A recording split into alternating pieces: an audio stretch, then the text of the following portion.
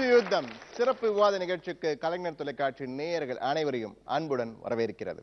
வாரந்தோறும் ஒரு தலைப்பினை தேர்ந்தெடுத்து அது குறித்து அலசி ஆராய்ந்து தீர்வு கண்டு வருகிறோம். அந்த வகையில் இன்று உங்களுக்கு மிகவும் நெருக்கமான பிடித்தமான ஒரு தலைப்பு குறித்து விவாதிக்கப் போகிறோம். அதாவது உடல் நலன் பராமரிப்பில் அதிக அக்கறை காட்டுவது ஆண்களா பெண்களா என்று விவாதிக்க இருக்கிறோம். இது குறித்து பேசுவதற்காக பல்வேறு தரப்பினர் பல்வேறு மாவட்டங்களிலிருந்து இங்கே வந்திருக்கின்றனர்.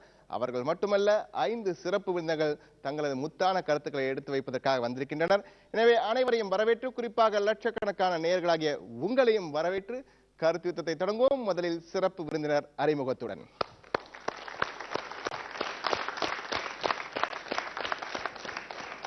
முதலாவதாக பேராசிரியர் கவிஞர் திரு முகிலை ராஜபாண்டியன். ஒரு பேராசிரியராக மட்டுமில்லாமல் உடல் நலன் குறித்தும் பல்வேறு முக்கியமான கருத்துக்களை எடுத்து வைத்து உங்கள் சிந்தனைகளை தூண்டுவதற்காக வந்திருக்கிறார். எனவே கவிஞர் முகிலை ராஜபாண்டியன் அவர்களை வரவேற்போம். அடுத்ததாக திருமதி சௌமியா, அழகியல் நிபுணர். அழகியலில் மட்டுமல்ல, தான் மட்டுமல்ல, மற்றவர்களும் அழகாக எப்படி இருக்க முடியும், எப்படி உடல்நலனை பராமரிக்க வேண்டும் என பல்வேறு கருத்துக்களை எடுத்து வைப்பதற்காக வந்திருக்கிறார். மிக சிறந்த பேச்சாளரும் கூட. அது இன்று நிரூபணமாக போகிறது. எனவே சௌமியா அவர்களை வரவேற்போம். அனுநாயகமாக வீட்டிருப்பவர் டாக்டர் சொக்கலிங்கம். இவருக்கு நான் அறிமுகம் கொடுக்க வேண்டிய அவசியமில்லை. பிரபலமான தொலைக்காட்சி முகம், மிக சிறந்த மருத்துவர். இந்திய அளவில் விரல் விட்டு எண்ணக்கூடிய மிக சிறந்த இதய நோய் மருத்துவர்கள், சிகிச்சை மருத்துவர்களில் இவரும் ஒருவர். பல விருதுகளை பெற்றவர். மிக சிறந்த பேச்சாளர், பட்டிமன்ற பேச்சாளர் என்று அழைக்கக்கூடிய அளவுக்கு மருத்துவத்தில் மட்டுமல்ல பேச்சாற்றலிலும் சிறந்தவர். எனவே டாக்டர் சொக்கலிங்கம் அவர்களை வரவேற்போம். அவருக்கு அடுத்தபடியாக திருமதி கௌசல்யாநாதன், ஒரு மிக சிறந்த ஒரு மருத்துவராக அறியப்பட்டவர். பார்ப்பதற்கு மிகவும் இளமையாக இருப்பவர். மற்றவர்களும் எப்படி இளமையாக இருக்க வேண்டும் என்ற மருத்துவத்தை மற்றவர்களுக்கு சொல்லிக் கொடுத்து கொண்டிருப்பவர். அதாவது உடல் பராமரிப்பு குறித்த மிக சிறந்த மருத்துவத்துறையில் பல்வேறு கருத்துக்களை எடுத்து வைத்து ஒரு புரட்சியை ஏற்படுத்திக் கொண்டிருக்கிறார் என்று கூற வேண்டும். சிறந்த தொலைக்காட்சியிலும் பிரபலமானவர். எனவே திருமதி கௌசல்யாநாதன் அவர்களை வரவேற்போம். கடைசியாக, ஆனால் சிந்தனையை தூண்டக்கூடிய வகையில் பேசுவதற்காக வந்திருப்பவர் திரு நந்தகுமார்.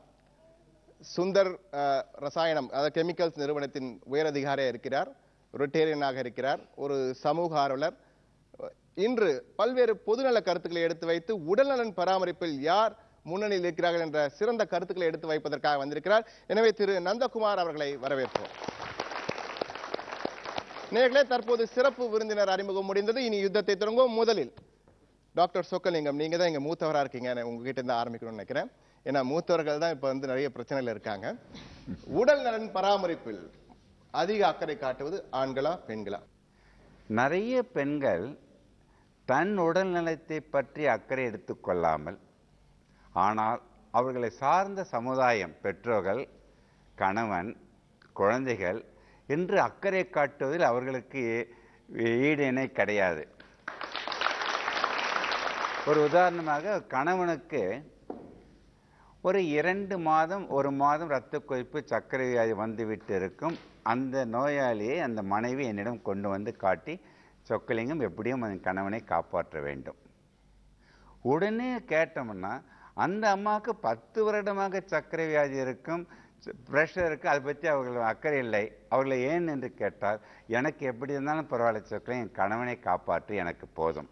இனிமேல் இதை பார்க்கின்ற பெண்கள் தன் உடல்நிலையும் பார்த்து கொண்டால்தான் அவர்களை சார்ந்த குடும்பத்தை நன்றாக பார்த்து கொள்ள முடியும் என்பதில் மாற்று கருத்து இல்லை. நந்தகுமார், நீங்க என்ன சொல்ல போறீங்க? இப்போ குறிப்பாக சொல்ல பார்த்தீங்கன்னா, அவேர்னஸ் பார்த்தீங்கன்னா ஆண்களுக்கு தான் அதிகமாக இருக்கு. ஒன்றும் இல்லை, டெய்லி காலம்பர வாக்கிங் பாருங்க. வாக்கிங்கில் 100க்கு 90% வந்து ஆண்கள் தான் நடந்துட்டு இருக்காங்க. எந்த பத்திரிகையிலே ஆகட்டும், எந்த ஒரு தொலைக்காட்சியிலே ஆகட்டும், ஒரு புக்கில் ஆகட்டும், ஒரு நல்ல விஷயங்கள் ஹெல்த்தை பற்றி வந்தோன்னா ஆண்கள் அதை படிக்கிறாங்க. பெண்கள் வந்து அவங்களுக்கு சம்மந்தப்பட்ட சப்ஜெக்ட் தான் படிக்கிறாங்களோ ஒழிய இதை அவேர்னஸ் இன்னும் வரல. ஸோ ஆண்கள் தான் எனக்கு தெரிஞ்ச வரைக்கும் அந்த அவேர்னஸை வந்து பயன்படுத்திட்டு இருக்காங்க. ஆண்களுக்கு தான் விழிப்புணர்வு அதிகமாக இருக்குன்னு சொல்லியிருக்காரு முகிலை ராஜபாண்டியன். உங்களுடைய கருத்து? இந்த சமூகத்தில் பெண்கள் இல்லை அப்படின்னா இந்த சமூகமே வளராது. குழந்தைகள் பெற்று அந்த குழந்தைகளை பராமரிக்கிறது எல்லாமே அந்த பெண்களை சார்ந்து இருக்குது. ஒரு தாய் கருவுற்ற நாள் முதல் 10 மாதமும் தன்னையும் காத்து தன்னுடைய வயிற்றுக்குள்ள இருக்கக்கூடிய குழந்தையும் காத்துக்கிடுறாங்க. அந்த 10 மாதம் கழிந்த பிறகு அந்த தாய் குழந்தையை பெற்றெடுத்த பிறகும் இதை உண்டா நம்முடைய குழந்தைக்கு ஒத்துக்காது, சளி பிடிச்சுக்கும். தாய்ப்பால் கொடுக்கக்கூடிய அந்த தாய்மார்கள் தன்னுடைய குழந்தைக்கு இது ஒத்துக்காது, நம்முடைய உடல் நல்லா இருந்தாதான் குழந்தை நல்லா இருக்கும் அப்படின்னு முழுக்க முழுக்க தன்னுடைய குழந்தை நலத்திற்காகவும் தன்னுடைய நலத்திற்காகவும் தன்னுடைய உடலை நல்லா பேணுறாங்க. அதனாலதான் பெண்கள் தன்னுடைய உடல் நலத்தை ரொம்ப அதிக அக்கறை எடுத்து கவனிக்கிறாங்க அப்படின்னு சொல்லணும். தற்காத்து தற்கொண்டான் பேணி தகை சான்ற சொற்காத்து சோர்விலாள் பெண் அப்படின்னு சொல்லியிருக்கிறாரு.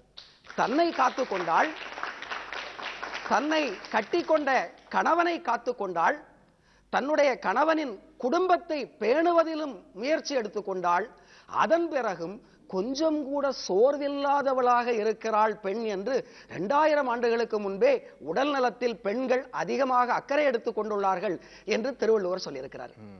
ஆனா நீங்க சொன்ன கருத்தை ஏத்துக்கிற 2000 ஆண்டுகளுக்கு முன்பு பெண்கள் அப்படிதான் இருந்தாங்க. ஆனா இப்ப எப்படி இருக்காங்கன்றதான் பிரச்சனையே.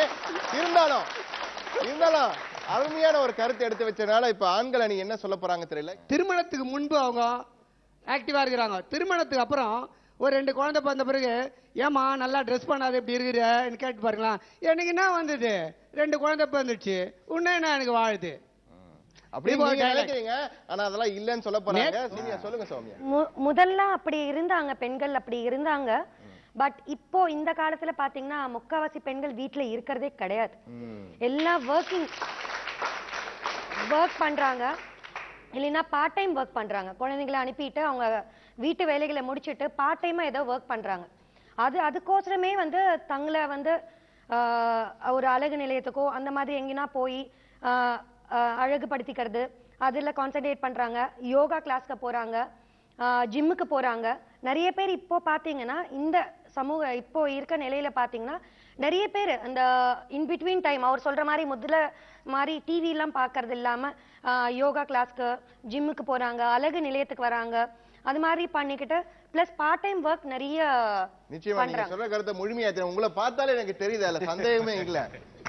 நீங்க என்ன சொல்றீங்க கௌசல்யா நாதன்? முதல்ல இந்த டாபிக் நம்ம எடுக்கும் போதே பாத்தீங்கன்னா உடல் நலத்தை கவனிச்சுக்கிறது வந்து ஆண்களா பெண்களா தான் கொஸ்டின். பட் இதுல ஆண்களை வந்து அவங்க கவனிச்சுக்கிறது கிடையாது, அவங்க வைஃப் அவங்க பெண் தான் அவங்கள கவனிச்சுக்கிறாங்களே தவிர எந்த ஆணும் அவங்கள வந்து கவனிச்சுக்கிறதுங்கிறது இல்ல. இப்போ டாக்டரே முதல்ல ஆரம்பத்திலேயே ஒரு அழகான எக்ஸாம்பிள் சொன்னாரு, பெண்கள் தங்களை சாக்ரிஃபைஸ் பண்ணி ஒரு ஆண்களை கவனிக்கிறது. அந்த மாதிரி ஒருத்தர் இல்லைன்னா ஆண்கள் கவனிச்சுப்பாங்களா? அவங்களே தங்களை கவனிச்சுக்கிறது அப்படிங்கிறது வந்து அவங்களுக்கு இப்போ பிறந்ததுலேருந்து அம்மா கவனிச்சிடுறாங்க, திருமணத்துக்கு அப்புறம் வந்து மனைவி கவனிக்கிறாங்க. அப்படிங்கும்போது அவங்களுக்கு கவனிக்க பிறந்ததுலேருந்து ஒரு ஆள் ஒருத்தங்க இருக்காங்க. அந்த ஒரு சப்போர்ட் இல்லாம வாக்கிங் போறோம்னு சொன்னாங்க காலையில. வீட்டுல உங்களுக்கு வந்ததோ டிஃபன் ரெடியா இருந்தா தானே நீங்க வாக்கிங் எங்களுக்கு ரெடியா வச்சா நாங்களும் காலையில வாக்கிங் போலாமே. இல்ல எங்க பிரச்சனையே அதுதான். நீங்க டீச்சராவே இருக்க பாக்குறீங்களே தவிர ஒரு தொழிலதிபராகவோ ஒரு உயர் பதவிக்கு போக விரும்பல. நீங்க டீச்சரை கொம்ப வச்சு எங்களை இப்படி பண்றீங்க, இதை சாப்பிடு அதை சாப்பிடுன்னு சொல்லிட்டு நீங்க பாத்துக்கிறீங்களான்றதான் கேள்வி. என்ன நீங்க நம்ம பாத்துக்கிறதுக்கு அப்படிங்கிறதுக்கு என்ன அப்படின்னா ஒரு மோட்டிவேஷன் அப்படிங்கிறது முக்கியம். இப்ப அந்த மோட்டிவேஷன் ஓரளவு மினிமமா இருந்தாலே பெண்கள் இப்போ பெரும்பாலும் அவங்கள பாத்துக்கிறாங்க. நந்தகுமார் நீங்க என்ன சொல்ல போறீங்க? ஏன்னா இப்படி சொல்லிட்டாங்க இப்ப இவங்க மேடம் சொன்னது முதல்ல நம்ம ப்ரொஃபசர் சொன்ன மாதிரி 2000 வருஷத்துக்கு முன்னாடி பேசினாரு. ஏன் நான் 100 வருஷத்துக்கு முன்னாடி சொல்றேன். அப்ப வந்து பெண்கள் வந்து வீட்டிலேயே எக்ஸசைஸே இருந்துச்சு. மாவு ஆட்டுறதுக்கு இது இருந்தது, இட்லி அரைக்கிறதுக்கு கல்லூரில் இருந்தது, துணி துவைப்பதற்கு கையால் பண்ணிட்டு இருந்தாங்க. இப்ப எக்ஸசைஸே கிடையாது. பட்டனா தட்டினா போறோம், துணி இதாயிடுது, குக்கர் இதாயிடுது, அரிசி கலையறது கூட கிடையாது. சோ எக்ஸசைஸ் பிசிக்கலா இல்ல. அவேர்னஸ் எடுத்துட்டீங்கன்னா இன்னைக்கு ஜென்ஸுக்கு தான் அதிகமா இருக்கு, லேடிஸ்க்கு இன்னும். நீங்க சொன்ன கருத்தை முழுமையா ஏத்துக்கிறேன். விழிப்புணர்வு வந்து ஆண்களுக்கு அதிகம் இருக்குன்னு சொன்னீங்க. ஆனா இதெல்லாம் நகர்ப்புறத்துல சார், கிராமப்புறத்துல எப்படி இருக்குன்னு தெரியலையே. நீங்க என்ன சொல்ல போறீங்க? அரிது அரிது மானிடராய் பிறத்தல் அரிது, அதனினும் அரிது கூன் குருடு செவிடு பேடு நீக்கி பிறத்தல் அரிது. அப்படியாப்பட்ட அரிதான உடம்ப பேணி காக்கிறதுல அதிக அக்கறை செலுத்துறது பெண்கள் தான் சார். எப்படி சொல்ல? அதாவது சுவர் இருந்தா தான் சித்திரை வரைய முடியும். ஆமா ஆமா இல்லைங்களா? இன்னைக்கு அந்த பெண் நல்லா இருந்தா தான் அதிகாலையில் எழுந்து அந்த கணவனுக்கு காஃபி போட்டு கொடுக்கறதுல இருந்து, குழந்தைகளை பள்ளிக்கு அனுப்புறதுல இருந்து, அவங்க மாமனார் மாமியார் மற்றவங்களை எல்லாம் அனுசரிச்சு கவனிக்கிறதுல இருந்து அந்த பெண் வந்து தன்னை காத்து கொண்டால்தான் அவங்களுக்கெல்லாம் வேலை செய்ய முடியும். ஆண்கள் அனலும் புனலுமாக அலைந்து கொண்டிருக்கிறார்கள். நாம் கண்கூடாக பார்த்து கொண்டிருக்கிறோம் அல்லவா? அனலும் புனலுமாக. பெண்கள் எங்கேயாவது பண்றாங்களா? எனவே பெண்களுக்கு தான் வந்து உடம்பை பத்தின எல்லா கேரும் இருக்கு, ஆண்களுக்கு கிடையாது. யாதனின் யாதனின் நீங்கிய நோதல் அதனின் இல்ல அப்படின்னு திருக்குறள் சொல்லிருக்காரு இல்லையா, திருவள்ளுவர் சொல்லிருக்காரு இல்லைங்களா? அந்த மாதிரி இந்த டாபிக் வந்து ஆண்களுக்கு ஒட்டாது, பெண்களுக்கு தான் ஒட்டும். பெண்களுக்கு மட்டும்தான் ஒட்டும். சபாஷ் சபாஷ் சபாஷ். நீங்க சொல்லுங்க சார். இந்த 80 வயதிலும் யோகாசனம் செய்து யோகாசனம் சம்பந்தப்பட்ட விழிப்புணர்வு அவர் பல மேடைகளில் பேசியிருக்கிறார். தமிழக முதல்வர் டாக்டர் கலைஞர் அவர்கள், அவர் சொன்ன செய்தி உலகம் முழுவதும் போய் சேர்கிறது, ஏன் கிராமப்புறங்களில் போய் சேராது? அவரை நான் உதாரணமாக கொள்கிறேன். ஆண்கள் தான் தன்னுடைய உடல் நலத்தில் மிகவும் அக்கறை கொண்டிருக்கிறார்கள் என்பதற்கு உதாரணமாக இன்றைக்கு கிராமப்புறங்களில் இருக்கிற சாலைகளில் கூட இன்றைக்கு நடந்து கொண்டு செல்பவர்கள் அதிகமாக ஆண்கள் தான் இருக்கிறார்கள். ஏனென்றால் தன்னுடைய வயதான காலத்தில் கூட தன்னுடைய உடல்நிலையை நன்றாக வைத்திருக்க வேண்டும் என்று அவர்கள் தன்னுடைய உயிர் மீது ஆசை வைத்து சாலை ஓரமாக நடந்து கொண்டிருப்பவர்கள் அத்தனை பேருமே ஆண்களை தவிர பெண்கள் இல்லை. இந்த உடல் ஆரோக்கியத்தை பேணி பாதுகாக்கிறதுக்கு பார்த்தீங்களா, பெண்களை பார்த்தீங்கன்னா இங்க 2 பெண்கள் நடுவர்களா இருக்காங்க பாருங்க, 2 பேரும் அழகா ஷாம்பு போட்டு தலையை பராமரிச்சிருக்கிறாங்க. இவங்க தலையில பொடுகு வர்றதுக்கு வாய்ப்பே கிடையாது. இவங்க 2 பேரையும் விட்டுடுங்க, நம்முடைய கிராமத்து தாய்மார்கள் முகம் முழுக்க மஞ்சள் பூசிக்கிறாங்க. மஞ்சள் ஒரு கிருமி நாசினி, எல்லா வைத்தியர்களுக்கும் தெரியும்.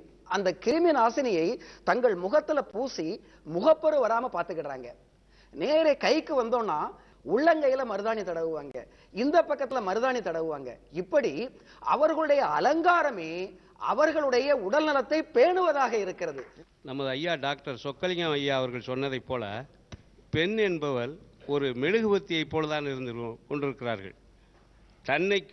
தன்னையும் தன் குடும்பத்தையும் தன் குழந்தைகளையும் பாதுகாப்பதில் தான் அவர்கள் அக்கறை செலுத்துகிறார்கள் ஒழிய தன் உடல் நலத்தில் அவர்கள் அக்கறை செலுத்துவதே இல்லை. தன் கணவனையும் குழந்தையும் கவனிக்கிறதுக்கே நேரம் இல்லாத போது இவங்க எங்க உடற்பயிற்சி செய்து ஆணாளர்களைப் போல அவர்கள் வர முடியலை, வாக்கிங் பண்றதுக்கு நேரம் இல்லை.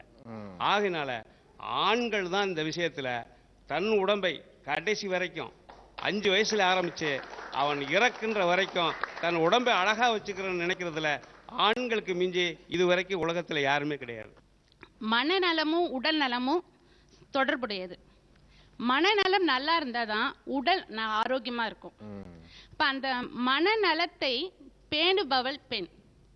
பாத்தீங்கன்னா அதிகாலையில் எழுந்து கோயிலுக்கு செல்ற பழக்கம் வந்து அதிகம் பெண்களிடம் தான் உண்டு. கோயிலுக்கோ பாத்தீங்கன்னா சர்ச்சுக்கோ எந்த மதத்தை சார்ந்தவர்களாக இருந்தாலும் தன் மனதை பக்குவப்படுத்தி நல்ல நெறிப்படுத்தி தன் குழந்தைகளை வளர்ப்பதில் மிகவும் அக்கறை எடுத்துக்கொள்கிறவள் பெண் தான். சார் இப்போ வந்து ஃபிட்னஸ் சென்டர் ஆகட்டும் சரி, பியூட்டி பார்லர் ஆகட்டும் சரி, எல்லாத்துலயுமே வந்து பெண்கள் படம் தான் அழகா வரைஞ்சி வச்சிருப்பாங்க பாருங்க. அங்கே அவங்க ஃபிட்னஸா இருக்காங்கன்னு தெரியுது, தெரியுங்களா? அங்க நிக்கிறீங்கமா தனியா. ஆமா, அது மட்டும் இல்ல சார். இப்ப பாருங்க சமையல் சொல்றாங்க, சமையல் கட்டில இருக்கும்னு சொல்றாங்க. சமையல் கட்டில இருக்கும், அதுலயும் மருத்துவமானது. இப்ப குழந்தைக்கு சளி பிடிச்சிருக்கா, வீட்டுக்காரருக்கு சளி பிடிச்சிருக்கா, ரசம் வை, மிளகு ரசம் வை, இந்த மாதிரி பண்ணுவாங்க. எதுலயுமே சமையல்ல கூட மருத்துவத்தை செஞ்சு எல்லாரும் நல்லா இருக்கணும்னு நினைக்கிற அந்த தியாகம் உள்ள வந்து பெண்களை தவிர யாரும் கிடையவே கிடையாது சார். கைத்தட்டலாமே, நல்லா அருமையா சொல்றாங்க. தியாக உணர்வாமே, அந்த தியாக உணர்வு இருக்கிறதா ஆசைப்படுறோம். பெண்கள் கிட்ட மட்டும் தான் இருக்கு. இதுல வந்து ஆண்களா பெண்களான்றது வந்து கருத்து வச்சே இருக்க கூடாது சார். ஒன்லி பெண்கள் தான். நீங்க தீர்ப்பு கண்டிப்பா இதுதான் கொடுப்பீங்க, எனக்கு நல்லாவே தெரியும் சார். சொல்லுங்கம்மா. அடுத்தவங்க நல்லா